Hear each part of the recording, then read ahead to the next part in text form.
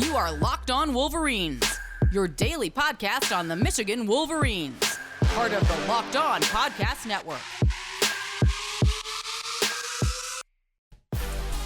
Happy Thursday. This is our second episode of the day, but this is our real episode. I'm not saying that the other one wasn't real, but this one's the structured one. The other one we had as a bonus episode with Anthony Shreesh, Pro Football Focus.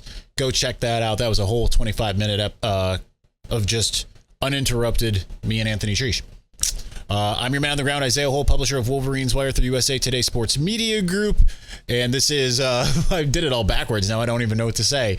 Locked On Wolverines podcast, part of the Locked On Podcast Network, where it's your team every day. Today, it's twice a day. So we are really back in the full season mode. And today is the Michigan Mailbag. So let's get to it, starting with our leaders and best. James Crudup at James Crudup6. Harbaugh said the quarterback battle could go the whole season. How do you see that playing out rotation wise? How long do you think the leash is for both? I'm not really sure exactly, of course, because it's your guess is as good as mine. Obviously, we know what it's going to look like for the first two games to some degree. I think we'll still see some J.J. McCarthy in game one and probably Cade in week two. I can't imagine Jim sitting him for an entire game. So we will see as far as that's concerned. But it's going to be interesting, right? Because you're going to have... he said he wants to have everything set by week 3 as starter backup. If it's Cade, I think it will look the same as it did last year, maybe a little bit more J.J. If it's J.J., probably not the opposite. So I really don't know, because I don't know who's going to end up being the considered winner. I still am banking on Cade. However, I still wouldn't be surprised if J.J. was the starter by the end of the year, just because I think he can elevate the offense to a degree that Cade maybe can't. And that's not a knock on Cade. It's just like Jim said about this is not, Cade's not getting a demotion and J.J.'s getting a promotion. I could see that kind of happening later in the year. As far as the leash, if someone's really struggling, I'm sure the other one will come in. That's the bad thing for some of these other guys. Josh Barr at Jadicki. Michigan started off last season establishing the physical running identity, and it feels like they were already confident in the offensive line. With Jim announcing the quarterback starters the way he did, do you think they'll have a lot more passing in the game plans than usual early in the season? Well, that's the big question, right? Because I think that Michigan, now that I kind of looked into Colorado State, I think that Michigan probably has an advantage running the ball against Colorado State compared to the other way around. Just looking at the personnel and what they have.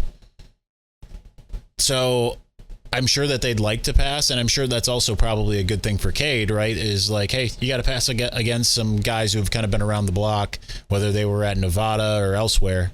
They've got guys kind of from all over the place, this Colorado State starting group. But, I think that they'll probably still try to be relatively balanced, and then you just hope that the pass game kind of takes off. They're not going to start throwing like 70-30. I think it's still going to try to be like 55-45 one way or the other, I guess, depending on the opponent. So we'll see. My brother in metal, Michael Wolf at MWolf21, and I got this question multiple times from multiple people here. It's one of two. Will Scott Frost last this whole season? I mean, if...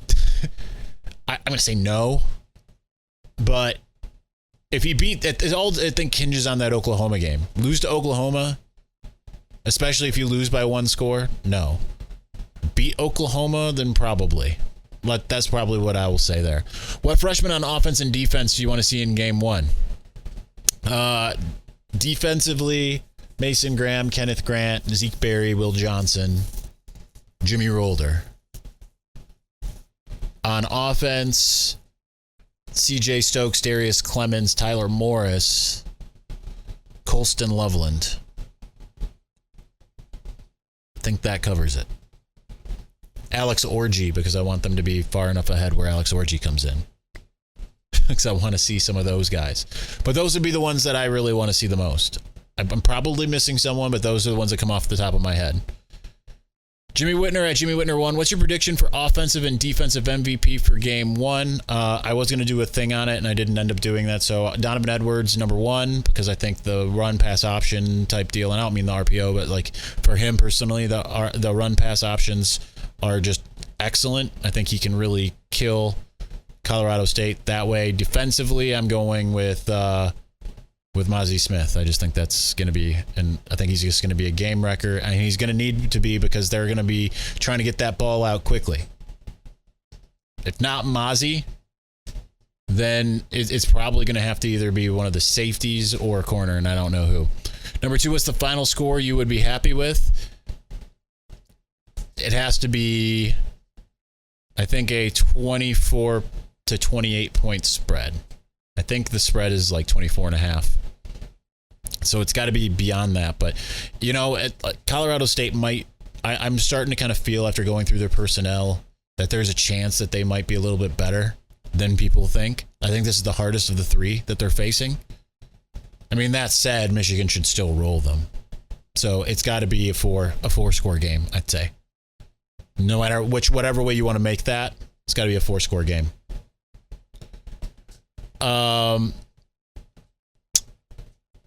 Number 3, will you be taking pictures at the game? Absolutely. I'll be taking pictures at every game, at least the home games so far. Haven't been approved for, I think I only got approved for 1 away game at this point. KRT at Farmerk84, happy game week.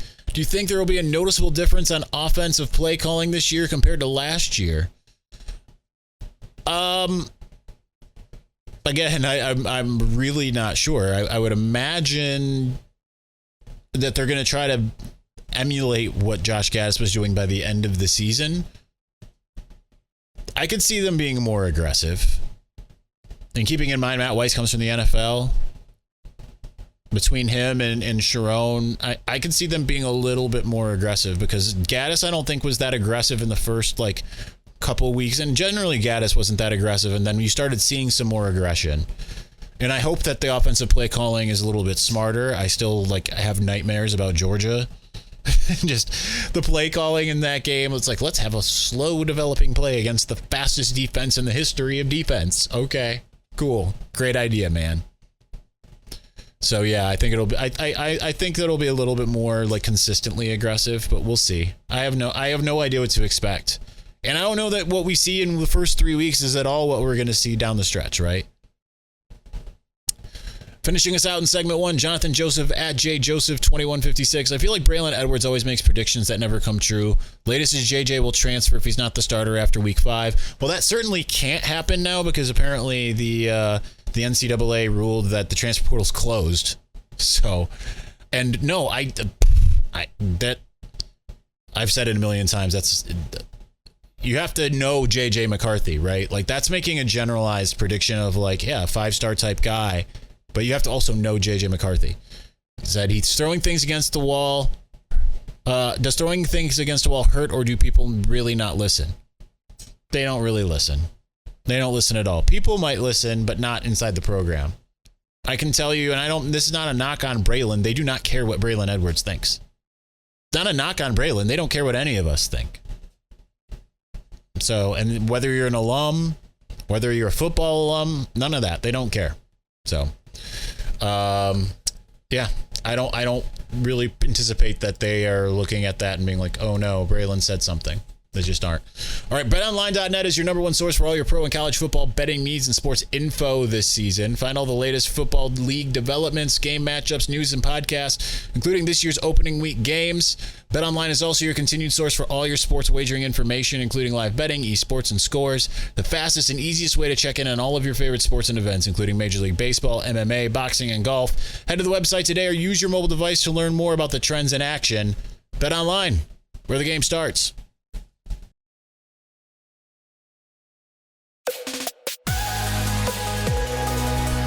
All right, so we have more coming to you. I'm going to tell you this. The plan for tomorrow is that, at least for 2 segments, we're going to have Jake Butt to just talk overall Michigan. We'll get into...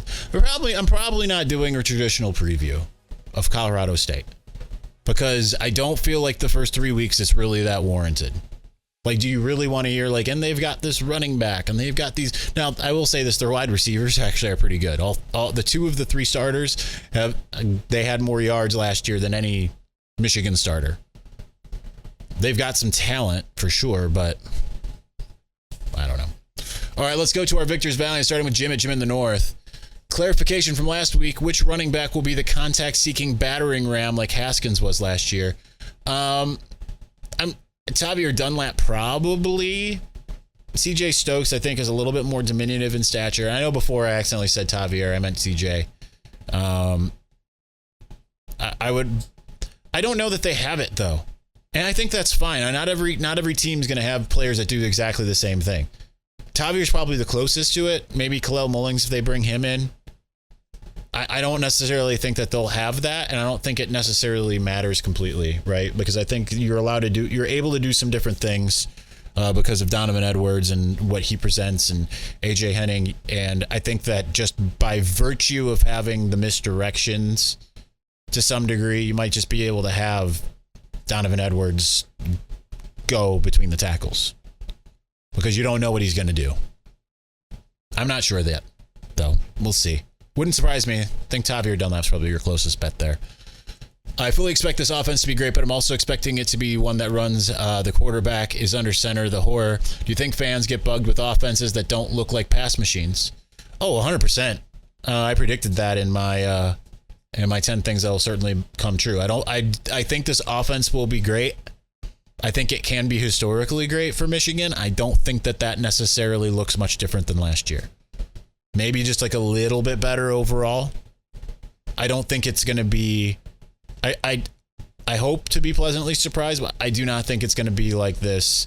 The quarterback is Joe Burrow 2019 or Mac Jones 2020. You've got 3 receivers with 1,000 yards. You've got 2 running backs with 1,000 yards. I just don't think it's going to be that. I don't think it's just going to be like this crazy offense. Can Nebraska come back? I think it can. It just depends on what happens in the week 3 game against Oklahoma. They got an easy game this week. I think it's week 3. So I think they got 2 more weeks in Oklahoma and then I don't remember. I looked it up before. But they can. I thought the offense looked really good. The defense didn't. How much of that was Northwestern's offense being better? And I mean, they have a good offensive line. How much of that is Nebraska's defense being poor? We'll find out a little bit this week, and probably not. Probably more when Northwestern and Nebraska both are playing more quality opponents down the stretch. Adam Kasel was another one who asked the Scott Frost question, but I'll answer that here. But at Adam_Kasel, do you have a favorite player to interview on this year's team? Favorite coach? Do you get to interview opposing coaches before games? Who have you enjoyed the most? I mean, I could go. No, they don't really have the teleconferences anymore, so I couldn't ask the opposing coaches questions. But so no on that. We like Big Ten used to have like the Big Ten teleconference. I only went on it for 1 year. I was just like, I don't care. And Harbaugh never said anything on it. But the Scott Frost question, is he the head coach when they come to Ann Arbor? All depends on that Oklahoma game. If I wouldn't put money on it, but James Franklin was on the hot seat and somehow beat Ohio State, and now he's considered to be like the best coach ever. So go figure. Favorite player to interview on this year's team? And Chris Jenkins is pretty great.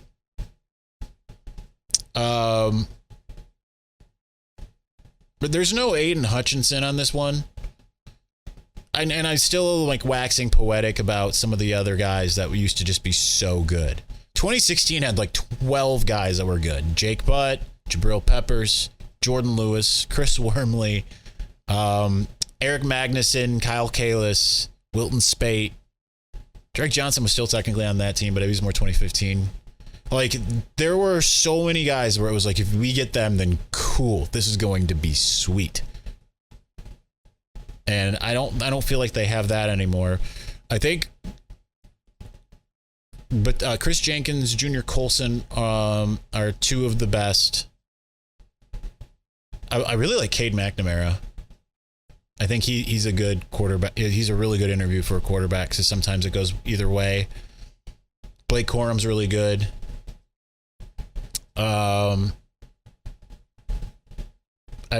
not sure that there's a receiver that AJ Henning's a really good one. Favorite coach to interview? Oh, Mozzie. I forgot Mozzie Smith. Mozzie Smith's awesome too. Not necessarily in terms of like getting like the content, but he's just fun. Mozzie's my guy. As far as the assistant coaches, Jay Harbaugh, he's just a wealth. Although yesterday didn't really give me very much. Because I went to sit down to write, and I'm like, there's nothing here I really want to write. George Hilo in general, but he didn't have his best day. I feel like he was revealing too much and was like afraid. But he used to like come out and be like, let's really get into the nitty gritty. And it was awesome. And I feel like he was a little bit reserved yesterday. So there's that.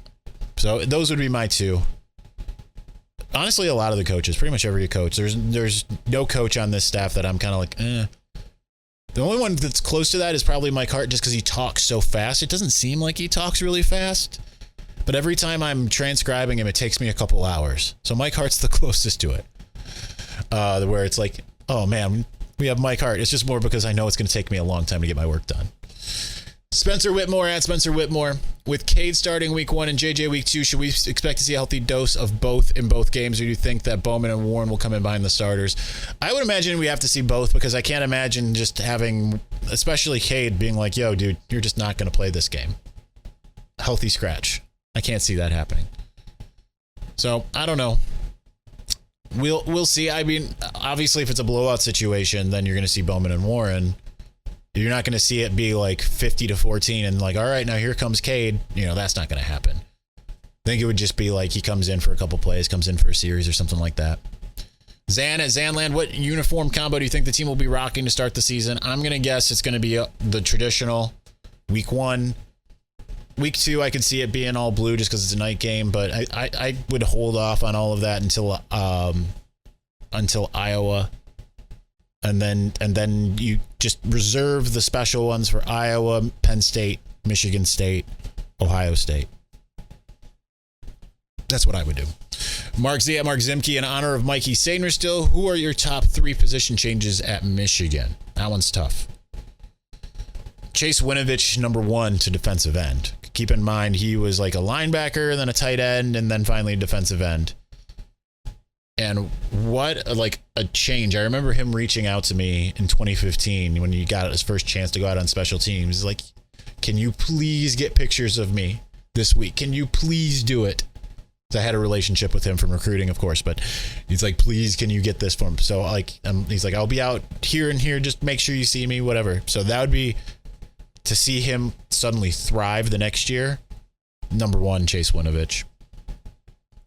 Number 2, even though maybe it didn't pay off with the dividends as much, and it wasn't really a position switch, it was just moonlighting. Jabril Peppers on offense, because I just loved, especially in 2015 Michigan State, Mark D'Antonio calling 2 consecutive timeouts because of the danger that he posed. I know the Pep Cat angered a lot of people, but it was still exciting. That'd be my other one. Number 3, I think you got to go True Wilson at running back, because I thought he was pretty good third option at running back. Honorable mention Ben Mason, who did not work out as a defensive tackle, but it was exciting. The idea was exciting. Zach Van Lenti at Lenti. Zach, how is Michigan's 2021 team different than the 2015 MSU team? Both teams seem to win every close game before getting decisively beaten round 1 of the playoffs. MSU went on to have a putrid 2016 season. How is this team different? MSU 2015 was more of a lucky team. MSU 2015 had the flukiest play in the history of college football to beat Michigan. They played Ohio State when Urban Meyer forgot that Ezekiel Elliott existed in a game that they would have gotten blown out. MSU in generally tends to win with a lot of luck. Think, was that the year where they lost to Nebraska? And everything kind of looked dire, and that was not a good Nebraska team either. Michigan lost to a decent MSU team. Michigan put up more of a fight in the playoffs. MSU kind of didn't deserve to really... MSU wasn't considered to be the best team in 2015. Ohio State was. Whereas Michigan proved it was the best team in the conference this last year with the way it beat Ohio State. So Michigan, I don't think, was lucky when it won the close games it won, which were Rutgers and Nebraska. It wasn't luck that caused that to happen. So it's Trent Noop. Just letting me know he's happy that football's back. And I forgot to turn my ringer off here. So he's probably not listening. Now that he writes for Wolverines Wire, I don't think he listens to the podcast. What are the chances that McCarthy and Edwards finish their Michigan careers without losing to MSU again? I'd say it's pretty good, but never know. The thing about MSU is you never know what you're going to get. It's really hard to predict. You can't explain it. You can't predict it. In the words of Bill Paxton from Twister. Finishing us out in segment 2, Jacob Chaveria, Jacob 17213950. Are Colorado State and Hawaii comparable teams?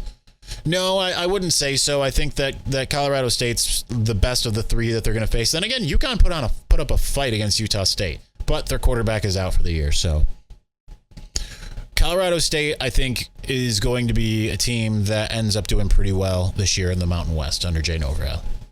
Might take them a minute, but I think that they're going to be. I really think that they will. I haven't looked at their schedule. I think they're going to be okay. Hawaii is a dumpster fire. Based off of what I saw from UConn against Utah State, I think Hawaii is going to end up being the worst of the three. I thought UConn was going to be. I think Hawaii is going to be it.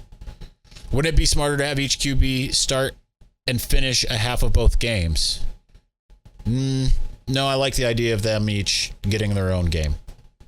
Name the first team that comes to mind for Cade next year if JJ beats him out for the starting job. I'm not even going to speculate on that. I don't have one. There's no team that comes to mind. It's not the type of thing I like speculating about. All right, we are going to continue on. We've got a couple more left here in just a moment.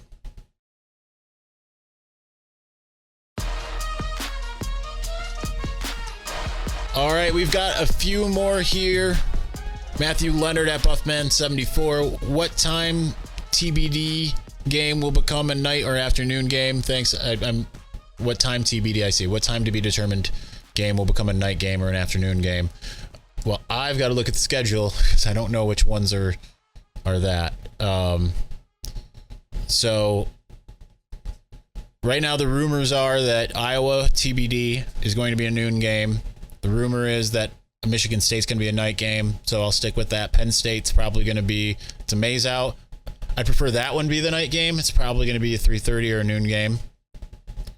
Rutgers, it's probably going to be a night game, much to my chagrin. All of our chagrin. I hope that's a noon game. Nebraska, I think Nebraska and Illinois will be, let's say Nebraska noon, Illinois 3:30. That would be my guess. That really is just me spitballing. We'll see. Brett Byer at Brett Byer 6. Do you think they can use Donovan Edwards as a power in between the tackles back, along with being a pass receiving specialist, since all the next backs in the depth chart are inexperienced? I wouldn't be surprised. I think that he has that in him. He's not a huge back, but he's not a tiny back either. He's a decent sized dude. He's like no different than Hassan Haskins as far as his stature, so wouldn't surprise me. Greg Villacerda at Coach G Villa. Are people making too much of the QB situation? The first 3 games are glorified exhibition games. Could it possibly be both QBs are really good and we win with either one? Yeah, I think that's it. I mean, this is essentially now I think Colorado State might be a little bit closer to Middle Tennessee was in 2019. I think that's fine. I don't think you need to freak out if that's the case, but nonetheless, I think it's essentially playing 3 NFL preseason games. That's the way I look at it. I think that Maryland's going to be a big step up from these 3, but otherwise, I think that, they're essentially NFL preseason. So I don't see the problem with it. I don't know why people are so freaking out about it. Probably doesn't help that Valenti and Rico, and I love Rico. You're a good dude generally, but that's the Michigan alarmism is tiring, man. I watched a couple of their videos on YouTube for whatever reason. I don't know why. Perry Mitchell at Perry Mitchell 08. Harbaugh compared Peyton O'Leary to Cooper Kupp, which in itself is high praise, and we've heard quite a bit about him from others. But what can he contribute to a wide receiver with so much established talent? He can just be yet another established talent.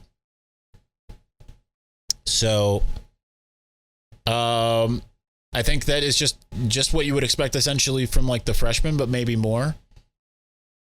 I mean, he might not be established talent from what we've seen, but I mean, clearly he's doing it in camp. So maybe he's another, and I don't know. I haven't watched enough Rams football to know what Cooper Kupp really plays like. I don't watch enough NFL. I watched maybe 2 games last year. Super Bowl being one of them. I think I watched the Super Bowl. But, I mean, maybe he's just like a taller, kind of shiftier, not shiftier, but taller as shifty Ronnie Bell type. Guy that can surprise people. Guy that's not necessarily on other teams' radars as much. Maybe he has a propensity to getting open. That's what I think. Clark at Mark_Greenlease. Who's your prediction for the first sack of the season and who gets the first turnover? That's hard because that's just a complete crapshoot. There's nothing that's like informed. But let's go Mozzie Smith, the first sack. I think it would be a disservice if I didn't say that. First turnover. Let's also say Mozzie. Forced fumble. I like that idea. First interception. RJ Moten. Dropped a bunch last year. This year, it's going to come to fruition. That's where I'm at with that. All right, finishing us out, Cliff Harold at Harold C4. What kind of stats do you want to see on offense and defense in game 1? Pass yards, rush yards, etc. Who leads the team in yards on offense? Who leads in tackles? Junior Colson in tackles. Sticking with Ronnie Bell and trying not to overthink it as far as the yardage on, well, no, not Ronnie Bell would be top wide receiver. Overall yards, I'm going to say Donovan Edwards, Blake Corum shortly behind him. But I think Corum will rush for more, but Donovan Edwards will have more all-purpose yards. I want to see, I'd say 270 passing yards, 270 rushing yards in this particular game. Would I like more passing yards? Yes, but I just think the run's going to be there. The pass won't be as much. As far as the other way, I think that if they can hold them to 200 yards passing, I will be very impressed. Now, they have a new quarterback, Colorado State, so maybe it's, I'm overhyping the receivers and such that they have. I'm not really thinking that the running game is going to do much. But I think that if they can hold him to about 320 yards offense, I'll think that things are going very well. All right, that's going to do it for us today. We'll be back with Jake Butts. At least that's the plan. He's a very busy man now, so we'll see if we can still get him. But we will talk to you soon. Thanks for watching and/or listening. Peace.